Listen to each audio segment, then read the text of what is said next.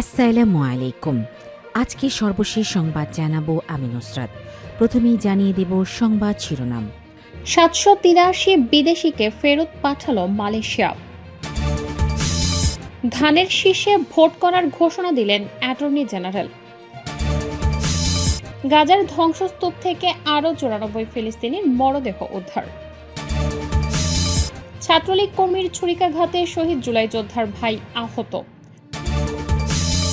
সর্বশেষ জানাবো, চাই নির্বাচন ফেব্রুয়ারিতেই হোক, বললেন জামায়াত আমির। শিরোনাম শুনলেন, এবারে বিস্তারিত। 783 বিদেশিকে ফেরত পাঠালো মালয়েশিয়া।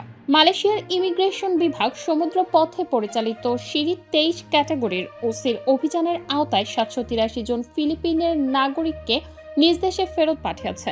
শনিবার সাবাহ রাজ্যের সান্ডাকান বন্দর থেকে নৌপথে এই প্রত্যাবাসন কার্যক্রম সম্পন্ন করা হয়। ইমিগ্রেশন বিভাগ জানায়, ফেরত পাঠানো এসব ব্যক্তির মধ্যে নবজাতক শিশু থেকে শুরু করে বয়স্ক ব্যক্তিরাও রয়েছেন। তারা সবাই মালয়েশিয়ায় অবৈধভাবে প্রবেশ, বৈধ ভিসা বা পরিচয়পত্র না থাকা এবং ইমিগ্রেশন আইন লঙ্ঘনের অভিযোগে আগেই আটক হয়েছিলেন। সাবাহ ইমিগ্রেশন বিভাগের পরিচালক দাতুক SH সিদ্দি সালেহা হাবিব ইউসুফ জানান, প্রত্যাবাসিতদের মধ্যে 683 জন পুরুষ, 70 জন নারী এবং 12 বছরের নিচে 28 জন শিশু রয়েছে। তাদের বয়স 2 বছর থেকে সর্বোচ্চ 75 বছরের মধ্যে। তিনি বলেন, সাবাহ রাজ্যে অবৈধ অভিবাসীদের উপস্থিতি কমাতে ধারাবাহিক অভিযানের অংশ হিসেবেই এই প্রত্যাবাসন কার্যক্রম পরিচালনা করা হচ্ছে। তিনি আরও জানান, সাবাহে অবৈধভাবে অবস্থানকারী এবং ইমিগ্রেশন আইন লঙ্ঘনকারীদের বিরুদ্ধে কঠোর ব্যবস্থা গ্রহণ অব্যাহত থাকবে। ভবিষ্যতেও এ ধরনের অভিযান নিয়মিত চালানো হবে বলে স্পষ্ট বার্তা দেন তিনি। ইমিগ্রেশন বিভাগের পরিসংখ্যান অনুযায়ী চলতি বছরের 20 ডিসেম্বর পর্যন্ত সমুদ্র ও আকাশপথে মোট 11,221 জন বিদেশিকে নিজ নিজ দেশে ফেরত পাঠানো হচ্ছে। এর মধ্যে সবচেয়ে বেশি 8,421 জন ফিলিপাইনের নাগরিক, 2,375 জন ইন্দোনেশিয়ার নাগরিক এবং বাকিরা অন্য দেশের নাগরিক। প্রত্যাবাসনের পাশাপাশি অবৈধ অভিবাসীদের নিয়োগ ও আশ্রয় দানকারীদের বিরুদ্ধেও কঠোর অবস্থানের কথা জানিয়েছেন দাতুক সিদ্দি সালেহা।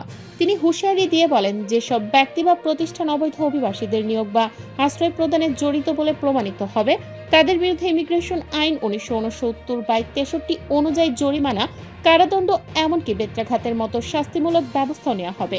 এক্ষেত্রে কোনো ধরনের আপোষ করা হবে না বলেও জানান তিনি। সাম্প্রতিক অভিযোগগুলো স্পষ্ট করে দিচ্ছে, অবৈধ অভিবাসন প্রশ্নে মালয়েশিয়া সরকার কোনো ধরনের ছাড় দিতে রাজি নয়। শিশু, নারী বা বয়স্ক মানবিক বিবেচনাও অবৈধ অবস্থানের ক্ষেত্রে রেহাইয়ের কারণ হিসেবে গণ্য হচ্ছে না।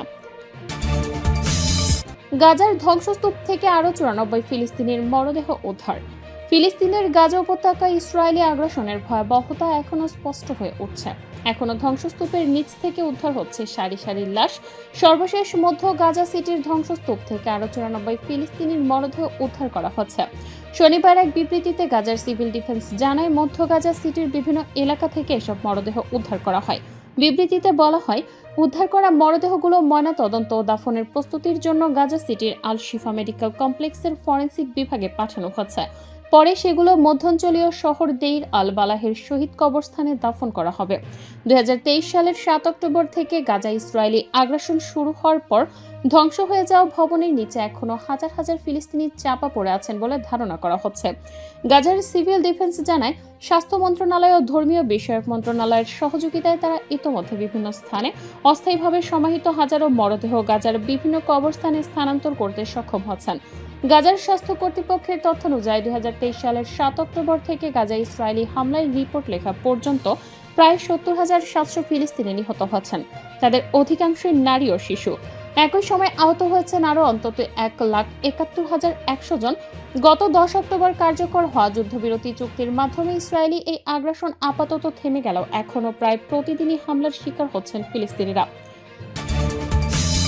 ছাত্রলীগ কর্মীর ছুরিকাঘাতে শহীদ জুলাই যোদ্ধার ভাই আহত। চট্টগ্রামের লোহাগাড়ায় নিষিদ্ধ ঘোষিত ছাত্রলীগের কর্মীদের ছুরিকাঘাতে জুলাই যোদ্ধা শহীদ ইসমামের বড় ভাই মহিবুল হক বয়স 22 আহত হয়েছেন।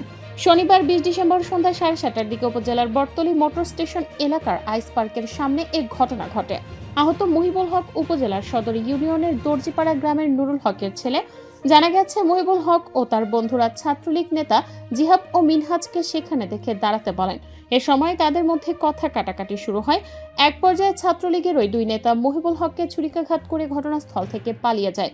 পরে স্থানীয়রা আহত অবস্থায় মহিবুল হককে উদ্ধার করে লোহাগাড়া উপজেলা স্বাস্থ্য কমপ্লেক্সে নিয়ে যান। কর্তব্যরত চিকিৎসক জানান, তার কোমরের নিচে পেছনের দিকে ছুরিকাঘাত করা হয়েছে, সেখানে 6টি সেলাই দেওয়া হয়েছে। বর্তমানে তিনি শঙ্কামুক্ত রয়েছেন।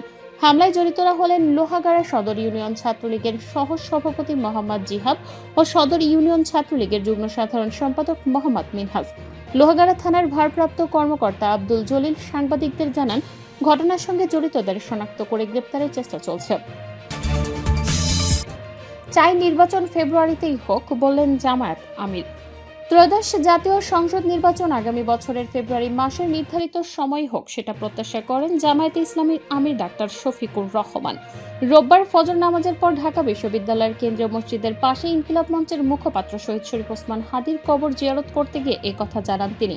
জামায়াত আমির বলেন, হাদির খুনিরা কার্যত বাংলাদেশেরই দুশমন, কারণ হাদিরা বাংলাদেশের পক্ষে কথা বলতো, দেশের স্বাধীনতা এবং সার্বভৌমত্বের পক্ষে ছিল। হাদিরা আপন সংস্কৃতির কথা বলতো, তাদের উচ্চারণ ছিল অপসংস্কৃতির বিরুদ্ধে। তিনি আরো বলেন, হাদিরা কোটি তরুণের প্রাণের দ্রোহের আগুন জ্বালিয়ে দিয়েছিল। এই দেশ, এই জাতি আমাদের, দেশ ও জাতির পাহারাদারও আমাদের করতে হবে। কোনো কালো চিলকে আমাদের ভাগ্যে ছো মারার সুযোগ আর দিব না, এটা ছিল তাদের অঙ্গীকার। তারা বলেছিল জীবন দিব, তবুও 24 দিব না। এটা কেন বলেছিল আমরা সবাই বুঝি, এটাই তাদের অপরাধ। ডাক্তার শফিকুর রহমান বলেন, হাদি কারো দিকে অন্যায়ের হাত বাড়ায়নি, কারো ওপর জুলুম করেনি। হাদি সবসময় ইনসাফের কথা বলেছে, এমনকি এটাও বলেছে আমার শত্রুর প্রতিও বেইনসাফি করতে চায় না। হাদি অনেকের অন্তরে জায়গায় করে নিয়েছিল। এই ভালোবাসাটাই সম্ভবত কারো কারো জন্য সহ্য করা কঠিন হয়ে গিয়েছিল। এজন্য তারা ষড়যন্ত্র করে দুনিয়া থেকে তাকে উঠিয়ে দিয়েছে। যারা বিপ্লবী, তাদের খুন করে বিপ্লবের চেতনাকে খুন করা যায় না, বরং সেই চেতনা আরো ছড়িয়ে পড়ে বলে মন্তব্য করেন জামায়াত আমির। তিনি বলেন, হাদির হত্যাকারীদের বিচারে সরকার এখন পর্যন্ত যা করেছে তাতে জনগণ সন্তুষ্ট নয়। অতি দ্রুত খুনিদের গ্রেপ্তার করতে হবে এবং আইনের আওতায় আনতে হবে। যদি খুনিরা পার পেয়ে যায়, তাহলে আপনার আমার কারো জীবনই নিরাপদ বলা যায় না। নির্বাচন প্রসঙ্গে ডাক্তার শফিকুর রহমান বলেন, নির্বাচন ফেব্রুয়ারিতেই হোক, এ ব্যাপারে আমরা দৃঢ় আশাবাদী। এই লক্ষ্যে আমাদের পক্ষ থেকে সব ধরনের সহযোগিতা করে যাব। মূল কথা হলো নির্বাচনটা যেন সুষ্ঠু হয়, মানুষের কাছে গ্রহণযোগ্য হয়, জনমতের প্রতিফলন ঘটে। এখানে যেন অন্য কিছু চিন্তা না করা হয়।